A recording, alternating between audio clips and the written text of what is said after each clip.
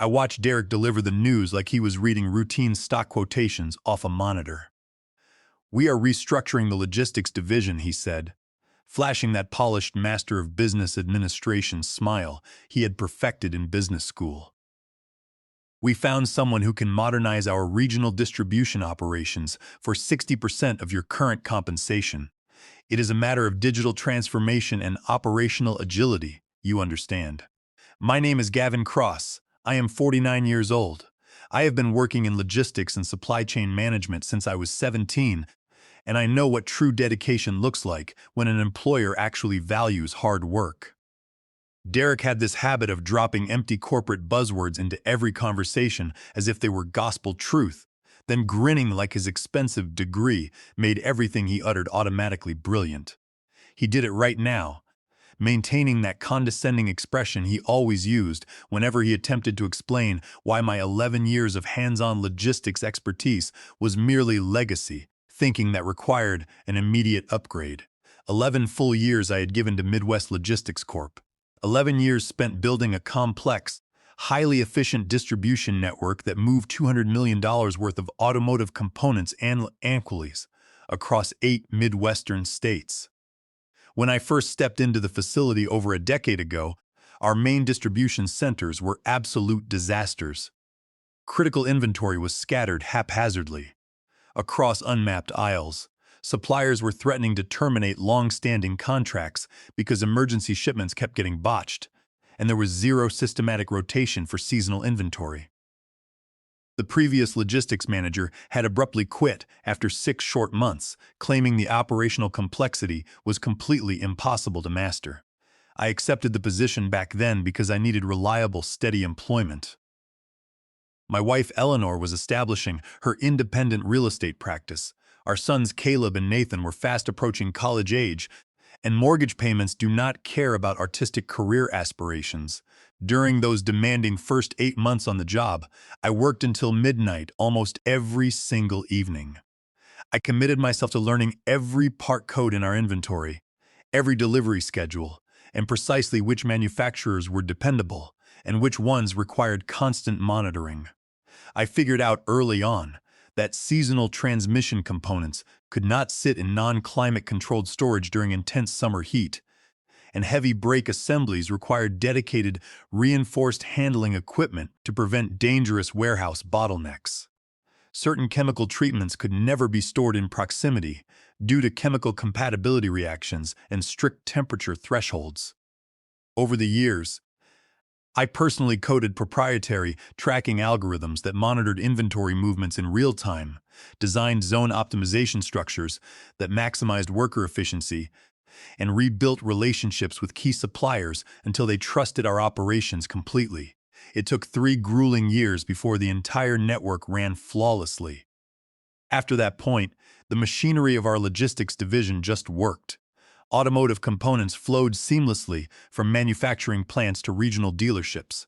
Inventory stock levels remained perfectly optimized month after month. Suppliers stopped calling to complain and began publicly praising our operational precision. My former general supervisor, a veteran executive named Howard Vance, used to tell me that I had a rare talent for making intricate, multi-state logistics look completely effortless. Then Derek Hollings entered the picture. 18 months ago, corporate transferred Derek from the Chicago corporate office. He was 31 years old, carried a fresh business degree, and possessed absolute zero hands-on warehouse experience. Senior leadership handed him the regional division management spot simply because he gave slick PowerPoint presentations loaded with promises of artificial intelligence integration and instant cost optimization. In his entire 18 months as my direct manager, Derek never once asked me how our underlying tracking algorithms functioned. He never cared to understand the delicate supplier trust I had spent over a decade cultivating, nor did he bother asking why specific warehouse protocols were established in the first place. All Derek ever wanted were glossy dashboards that made him look like a tech pioneer when he reported to corporate executive leadership. "Get me real-time visual analytics," Derek would insist during our weekly meetings. "I need high-level metrics that demonstrate operational excellence for the board." Build me a high-impact presentation deck I can take to the corporate headquarters. I created every report he asked for because maintaining professional excellence was my duty. But Derek acted as though those flawless operational results occurred automatically by magic, assuming anyone off the street could manage a multi-state distribution grid that I had spent 11 years perfecting. He began boasting to senior management that our logistics network essentially ran itself through basic automated software. It was never just automated software. It was 11 years of accumulated institutional wisdom disguised as simplicity because I had systematically eliminated every friction point through hard-earned experience. Derek was blind to that reality. What he saw on paper was my $105,000 annual salary, an expenditure he believed he could easily shave off by hiring a junior college graduate who knew basic spreadsheet manipulation and mistakenly believed supply chain management was nothing more than entering numbers into a database. "We have already identified your replacement," Derek continued, his smug smile never wavering for a fraction of a second. "He officially begins this coming Monday morning. You have until the end of the day today to document your complete operational procedures and transition your daily management responsibilities." "Transition to who exactly?" I asked calmly. "You just stated that he begins on Monday morning. Today is Thursday afternoon." "Create a comprehensive knowledge transfer document," Derek replied, waving his hand dismissively. "It should not take you long, considering how often you emphasize how systematic and organized everything is in the warehouse." I had never once told him the operation was simple. He was the one who had convinced himself of that delusion, but I realized immediately that engaging in an argument would alter nothing. Derek had already finalized his decision weeks ago, and this brief meeting was merely a corporate formality to clear his budget spreadsheet. "Very well," I said. Keeping my composure entirely intact, his confident smile flickered for a fleeting second. Derek had clearly anticipated an emotional outburst, perhaps expecting me to plead for my position or offer a pay reduction to stay. I refused to grant him that petty satisfaction.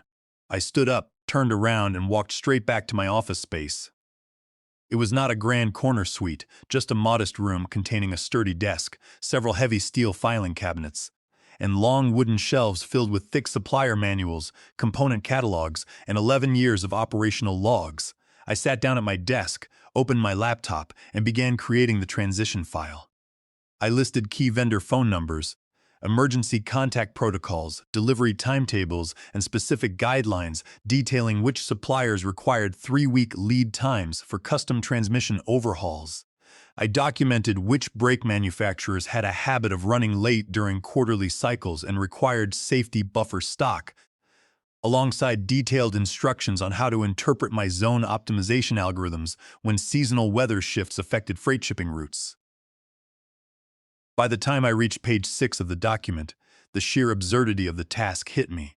My junior replacement would never comprehend any of these complex instructions without years of context, without walking the warehouse floors, and without experiencing the high-pressure emergencies that teach a logistics manager how to keep a supply chain alive. Institutional knowledge cannot be summarized into a brief bullet-pointed document in a single afternoon. Around 2 o'clock in the afternoon, Derek sauntered past my open office door. "How is the transition documentation coming along, Gavin?" he inquired glibly. "It is coming along," I answered without looking up from my screen. He gave a brief nod of satisfaction and walked away down the quiet hallway. Throughout the rest of the day, no one else in the building acknowledged what was occurring. Word of my impending departure spread through the warehouse floor like wildfire, but employees kept their heads down and focused on their tasks. People have families to feed, mortgages to pay, and health care to preserve. I understood their silence completely and held zero resentment toward any of them. The remainder of the afternoon felt entirely surreal. Outside my office glass, the familiar rhythm of the facility continued uninterrupted. Heavy forklifts beeped as they reversed down aisleways, radio chatter echoed between zone supervisors, and massive freight trucks backed into the loading docks to unload cargo. Every single automated routine and optimized path was functioning seamlessly because of the underlying architecture I had engineered. all while I sat quietly packing 11 years of my life into a small cardboard box. At 4:30 in the afternoon, I closed my laptop for the final time. I carefully packed my personal possessions into the box, a faded ceramic mug from our company safety picnic 5 years ago, a heavy flannel jacket I kept on hand for cold warehouse walks during winter months, a framed photograph of Eleanor and the boys taken at the lake, and a small potted desk cactus that had somehow survived years of fluorescent office lighting. It was a humble collection of items to represent 11 years of unwavering loyalty. I walked out to the parking lot, placed the cardboard box on the passenger seat of my truck, and drove home into the setting sun. When I pulled into our driveway, later that evening, I sat in the cab of my truck for nearly 20 minutes, staring quietly at our home. Every window on the ground floor was warmly illuminated. Through the kitchen window, I could see Eleanor sitting at the dining table, reviewing property listings for her real estate clients. In the living room, Caleb was hunched over his advanced engineering textbooks, while the soft, distant sound of an acoustic guitar echoed from Nathan's upstairs bedroom. It was a tranquil Thursday evening, the kind of quiet family scene I had worked tirelessly for over a decade to protect. Yet suddenly it felt remarkably fragile. I took a deep breath, gathered my thoughts, and walked through the front door. Eleanor looked up from her paperwork, her face instantly breaking into a warm, welcoming smile that faded the moment she registered the solemn expression on my face. Caleb paused his studying and looked up from the sofa, while Nathan stopped playing his guitar and walked down the stairs into the hallway. Both of our sons possessed an intuitive ability to read the atmosphere instantly. "What happened, Gavin?" Eleanor asked, setting her pen down on the table and stepping toward me. "Derek terminated my employment this afternoon," I said directly, choosing not to sugarcoat the harsh truth. "He informed me that the company is undergoing a digital transformation restructuring and that he hired a junior replacement to perform my role for 60% of my salary." A heavy silence descended upon the room for several agonizing seconds. Eleanor stepped forward and wrapped her arms around my neck, holding me tightly without saying a single word. Caleb stood up from the sofa, his jaw clenched in quiet outrage. "That is absolute insanity," Caleb said, his voice trembling with anger. "You built that entire Midwestern logistics network from the ground up, Dad. You have given 11 years of your life to that company. Is this going to affect our college tuition for next semester?" Nathan asked quietly. Nathan was currently a sophomore studying music performance at State University, while Caleb was a junior studying civil engineering at Tech. Between their combined tuition, housing, and textbook expenses, Eleanor and I were facing roughly $40,000 in upcoming educational bills over the next academic year. "We will navigate this together as a family," Eleanor declared firmly, though I could see the rapid financial calculations taking place behind her eyes. While her real estate commissions provided wonderful income when sales closed, market commission checks were inherently unpredictable. My steady $105,000 salary had always been the reliable financial anchor of our household. "Did Derek provide you with a formal severance package or exit documentation?" Eleanor asked gently. "He mentioned nothing about severance," I replied. "He simply demanded that I clear out my office and write transition notes before the end of the day.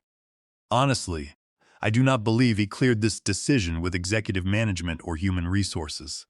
He treated it like a simple line-item budget cut on his personal spreadsheet. Then he has made a catastrophic mistake," Eleanor said softly, looking directly into my eyes. "You have dedicated 11 years to making that company successful, Gavin. If they cannot recognize your immense worth, someone else will." That night, he lay wide awake in the dark, staring up at the bedroom ceiling long after Eleanor had fallen into an uneasy sleep. I knew her quiet worry was just as deep as mine, even if she refused to let it show. My thoughts kept returning to Franklin Reynolds. Franklin Reynolds was the vice president of operational strategy for Midwest Logistics Corp. He had been with the enterprise for over 15 years, overseeing 6 massive regional distribution hubs and managing more than 400 employees across the country. Because Derek Hollings was a mid-level regional manager, Derek reported to a director who reported to Franklin, meaning Derek rarely interacted directly with top-tier executive corporate leadership. However, Franklin and I shared a unique professional relationship that dated back 7 full years. It had begun during a major supply chain crisis, when one of our primary transmission suppliers attempted to take ruthless advantage of an emergency factory breakdown. The vendor had arbitrarily inflated component prices by 300%, demanding immediate payment under threat of halting our assembly shipments entirely. Corporate risk management had panicked, insisting we had no choice but to pay the extortionate fees to meet critical client deadlines. When Franklin called an emergency meeting, I looked at the contract terms and asked for 4 hours to resolve the issue. I spent those 4 hours reaching out to every trusted contact I had established across the automotive industry, eventually securing an alternative certified manufacturer who delivered the exact transmission components at standard market pricing. That single intervention saved the enterprise over $180,000 in a single afternoon. Franklin had been so impressed by my initiative that he called my desk personally to thank me, emphasizing that true operational leadership was defined by creative problem-solving under pressure. From that day onward, Franklin made it a personal habit to check in with me whenever he visited our regional hub. Every few months, we would meet for informal lunches at a quiet diner located near the primary distribution hub. We would eat simple burgers, discuss logistics challenges, debate supply chain innovation, and talk about our families. Other regional managers found our informal friendship unusual, wondering why a corporate vice president would routinely sit down for lunch with a regional logistics manager. But Franklin was an executive who valued tangible results over empty corporate hierarchy. He never forgot that I had saved the company from a disastrous financial loss when executive buzzwords were useless. Our next quarterly lunch was scheduled for Friday afternoon at 4:30. Today. In fact, Friday afternoon was also the date of the mandatory corporate quarterly logistics review meeting, an executive conference call where I was designated as the primary presenter for our region's operational efficiency metrics. As Friday morning arrived, I sat at our kitchen table drinking coffee, pondering whether I should send Franklin a brief text message canceling our lunch meeting or simply wait to speak with him directly. I decided to wait. I would meet him at the diner as planned, explain the situation, and perhaps ask if he knew of any openings within his broader professional network across the Midwest.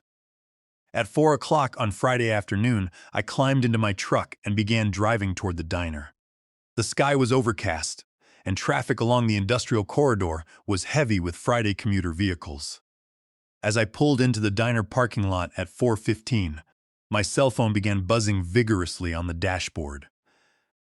I looked down at the display screen and saw Franklin Reynolds' name flashing brightly. I hesitated for a moment, intending to let it go to voicemail since I was walking inside the restaurant in 5 minutes, but the phone immediately began ringing a second time. On the third consecutive ring, I answered the call. "Gavin, where on earth are you?" Franklin's voice boomed through the speaker, carrying an intense edge of frustration I had never heard from him before. "We are sitting in the executive boardroom for the quarterly logistics review conference call. We were supposed to begin 10 minutes ago, but your regional manager keeps claiming you are unavailable and off-site. What is going on?" "I am sitting in my truck outside the diner, Franklin," I answered quietly and calmly. I was not aware I was still expected at the quarterly review. Derek Hollings terminated my employment yesterday morning. There was an immediate, dead silence on the line. The background noise of rustling papers and executive murmurs on Franklin's end vanished instantly. "He did what?" Franklin asked, his tone dropping into a icy, measured register. "Derek fired me yesterday at 9 in the morning, I explained.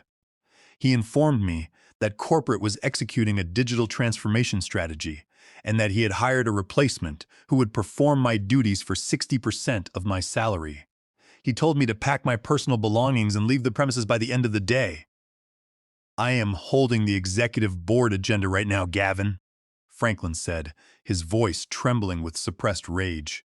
"You are explicitly listed as the primary presenter for the Regional Efficiency Report, the Vendor Performance Matrix, and the Multi-State Route Optimization Analysis. You have presented these quarterly reviews for 7 consecutive years. You have never missed a single presentation. I am well aware, Franklin, I replied softly. I had fully prepared the entire report earlier this week. But Derek made it abundantly clear that my presence was no longer required at Midwest Logistics Corp. Keep your phone on you, Gavin, Franklin commanded sternly. Do not turn it off. I will be calling you back very shortly. The line clicked off. I sat quietly in my truck, watching the raindrops begin to streak across the windshield. 20 minutes passed in total silence. I could only imagine the explosive scene taking place inside the corporate boardroom as Franklin confronted Derek in front of the entire executive staff. At 4:45, my phone rang again. This time, the caller identification displayed an internal corporate human resources line from headquarters. Hello, Gavin. This is Patricia Vance, Director of Senior Human Resources at corporate headquarters. I am calling to urgently address a severe administrative discrepancy regarding an employee termination logged under your credentials today. Can you confirm that Derek Hollings met with you yesterday morning? Yes, Patricia, I confirmed. Derek met with me yesterday at 9 in the morning and informed me of my immediate termination. Did he provide you with formal written notification, a corporate exit interview, severance documentation, or written authorization signed by corporate leadership? No, I answered truthfully. He simply told me he was replacing me with a cheaper candidate and instructed me to leave a transition note on my computer. I could hear the frantic clatter of computer keys over the receiver as Patricia typed rapidly. I see, Patricia said, her tone laced with deep professional anxiety. And did Mr. Hollings cite any formal performance deficiencies, disciplinary warnings, or documented policy violations? None whatsoever, I said. In fact, my annual performance reviews have been rated exemplary for 11 consecutive years. He stated explicitly that it was a cost reduction measure. More rapid typing followed, accompanied by a heavy sigh. Thank you for your transparency, Gavin. Please stay near your phone. Legal counsel and executive management are reviewing this situation immediately. 10 minutes after Patricia hung up, my phone rang a third time. The caller ID showed Derek Hollings' direct office line. I took a slow breath and answered, Gavin! Derek's voice practically shrieked through the phone, completely devoid of his usual smug confidence. His tone was breathless, panicked, and unraveled. Gavin, listen to me. There has been a massive, catastrophic miscommunication here. Has there? I asked coolly. Yes, an absolute procedural oversight, Derek stammered frantically. Your termination was never properly vetted or authorized through the correct executive human resources channels. It was a completely premature administrative mistake on my part. We need you to return to the distribution facility immediately Monday morning. What happened to your digital transformation replacement, who was starting on Monday? I asked, enjoying the quiet irony. That arrangement is no longer viable. Look, Gavin, we have the mandatory executive quarterly review rescheduled for Monday at 8 in the morning. Vice President Reynolds is demanding the full operational analysis, the vendor allocation metrics, and the route optimization data. Nobody else in this building knows how to pull those complex reports or present that data. You are completely critical to this enterprise's regional operations. Critical? I echoed slowly. That is an interesting choice of words, Derek. Yesterday you informed me that 11 years of my work could be replaced by a junior employee reading spreadsheets for 60% of my wage. I made an error in judgment. Derek begged, his voice cracking with desperation. I miscalculated. If you come back Monday morning, we can immediately discuss a substantial compensation adjustment, a promotion to senior regional director, whatever you want. Just please, for the love of God, tell me you will be here Monday morning. I will think about it, Derek, I said calmly. Gavin, please, I am pleading with you. My entire career is on the line here. You should have thought about your career before you threw away 11 years of mine, I said firmly, and pressed the end call button. For the first time in 48 hours, a profound feeling of vindication washed over me. Over the course of the next 3 weeks, I witnessed the complete, unmitigated operational collapse of Midwest Logistics Corp's regional distribution network. Although Derek called me 6 times on Monday morning, I let every call go straight to voicemail. By Monday afternoon, my phone was ringing continuously with calls from regional warehouse managers, freight dispatchers, and longtime warehouse supervisors. Without my daily oversight, the complex systems I had refined over 11 years began falling apart at an astonishing velocity. On Tuesday afternoon, Jason Milla, a veteran warehouse floor supervisor from the primary distribution hub, called my cell phone in absolute desperation. "Gavin, I know you are no longer with the company," Jason pleaded, "but we are facing an absolute catastrophe here. A massive priority shipment of precision transmission assemblies for our largest automotive dealership. Client arrived this morning, and nobody knows where they are supposed to be staged. Derek's new junior replacement directed the crew to store them in Zone 7, but Zone 7 is an unconditioned metal annex. If those precision components sit in the summer humidity, they will oxidize and be ruined. They belong in Zone 12, Jason," I told him gently. "Zone 12 is climate-controlled, equipped with blue environmental tags." "Thank God," Jason exhaled in immense relief. "Derek's replacement has been wandering around the loading docks for 4 hours holding a clipboard, completely clueless." "Thank you, Gavin." 30 minutes later, another call came from Ethan Hayes, our lead receiving manager. A major chemical supplier had delivered an incorrect formulation of industrial coolant, and none of the new staff knew the protocol for executing an immediate safety rejection and vendor return. I walked Ethan through the regulatory paperwork over the phone in 5 minutes. Every single day brought new operational disasters for Derek. The junior replacement he had hired to save money lasted exactly 1 day before walking out of the building, telling warehouse workers that the job was an overwhelming nightmare compared to the basic data entry role Derek had promised. By the end of the second week, major automotive manufacturers were threatening to cancel their multi-million-dollar distribution contracts due to botched delivery timetables and misplaced inventory. Derek called me again, his voice hoarse and broken. "Gavin, please," he wept openly over the phone. "The entire network is in complete chaos. Suppliers are refusing to ship goods, shipments are misrouted across 3 states, and corporate legal is auditing every decision I have made. Name your price. I will pay you $200,000 a year, out of my own operational budget, if you will just come back and fix this." I listened to his desperate begging and recalled how smugly he had smiled while handing me my pink slip. "You told me logistics was easy, Derek. You told senior management that my 11 years of experience was just legacy thinking. You wanted digital transformation, so now you can manage the consequences. Gavin, please. Corporate is preparing to terminate me for gross operational negligence and breach of fiduciary duty. Then you will finally understand what it feels like to be replaced," I said coldly, and blocked his phone number permanently. While Midwest Logistics Corp was crumbling, I focused my full energy on securing a position with an enterprise that genuinely valued institutional experience. Through a trusted industry contact, I secured an interview with Apex Supply Solutions, a rapidly expanding automotive logistics firm looking to build a new regional distribution network across the Midwest. The chief executive officer of Apex Supply Solutions was a brilliant, sharp executive named Evelyn Thorne. Rather than conducting a generic interview in a sterile conference room, Evelyn walked me through their main facility personally, asking detailed, insightful questions about my 11 years of experience.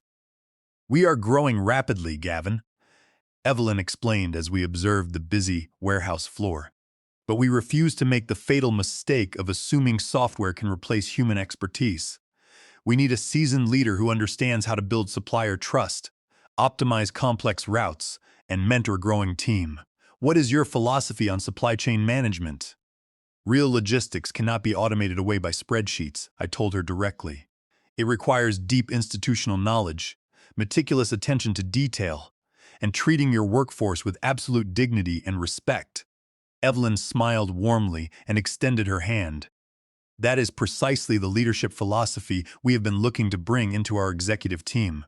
2 days later, Evelyn presented me with a formal job offer. Director of Regional Logistics for Apex Supply Solutions, featuring a base salary of $125,000, full health benefits, a generous annual performance bonus, and executive equity participation. It was a massive step forward in my career, providing my family with greater financial security than I had ever possessed at Midwest Logistics Corp. My transition to Apex Supply Solutions was nothing short of extraordinary. From my very first week, Evelyn Thorne provided me with complete executive authority to build our regional logistics infrastructure correctly. Within my first month on the job, news of my new position began circulating throughout the automotive supply industry. Suddenly, my phone began ringing with calls from my former major suppliers at Midwest Logistics Corp, Harlan Drake, the owner of a premier automotive transmission manufacturing firm who had worked with me for 8 years, called my new office directly. "Gavin," Harlan said enthusiastically, "Midwest Logistics Corp has turned into an absolute disaster since you left. Orders are botched, delivery deadlines are missed, and their new management is utterly incompetent. My company cannot afford to risk our reputation with them any longer. We want to transfer our entire regional distribution contract over to Apex Supply Solutions, provided you are managing the operations." I immediately brought Harlan's proposal to Evelyn Thorne. Within 2 weeks, we finalized a comprehensive long-term contract. Days later, Preston Finch, the chief executive of a major brake assembly manufacturing firm, called to make the exact same request. Within 4 months of my joining Apex Supply Solutions, Harlan Drake and Preston Finch transferred over $8 million in annual distribution contracts directly from Midwest Logistics Corp to my new company. I had not actively solicited or stolen their business. Those vendors simply chose to follow an established leader they trusted implicitly. When corporate executives at Midwest Logistics Corp realized they had lost $8 million in vital supplier contracts, corporate audit stepped in to conduct a devastating forensic investigation into Derek Holling's operational conduct. Franklin Reynolds called me personally one evening to share the final outcome of the audit. Corporate legal had discovered that Derek had violated internal governance policies by executing my unauthorized firing without executive clearance, exposing Midwest Logistics Corp to severe statutory liabilities under the Federal Worker Adjustment and Retraining Notification Act, commonly known as the Warren Act, which strictly mandates advance notification for significant structural workforce reductions. Furthermore, corporate legal determined that Derek had committed a severe breach of fiduciary duty by recklessly dismantling a critical division, resulting in millions of dollars in contractual damages.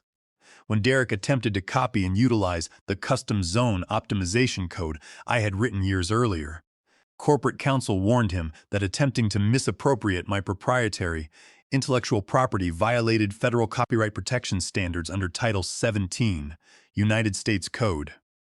Section 106. Derek Hollings was summarily fired by corporate executive management in disgrace, his corporate career ruined, while Midwest Logistics Corp was forced to expend millions attempting to repair their shattered reputation.